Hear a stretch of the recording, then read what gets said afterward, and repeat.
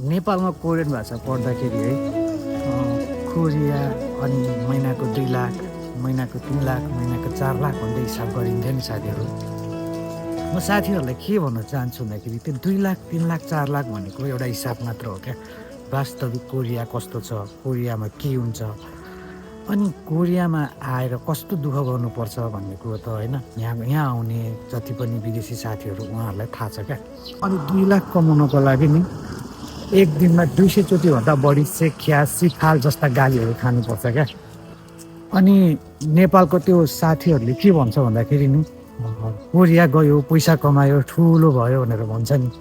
ठुलो भएको होइन क्या केटा, किनकि टाइमै हुँदैन। अब बोल्न त मन हुन्छ है, गलेको हुन्छ, फेसबुकमा मेसेज हेर्ने सुद्धा टाइम हुँदैन। अनि कहाँबाट तिमीहरूसँग ठुलो हो यार, गलेको हुन्छ, मोबाइल चलाउनु नै दिक्क लाग्छ, गलेर यस्तो हुन्छ है। कमसेकम नेपालमा पनि साथीभाइले त एकचोटि होइन, ओ साथी के छ, सन्चै छस् भनेर सोधिदियो भने मन कस्तो खुसी हुन्थ्यो होला क्या।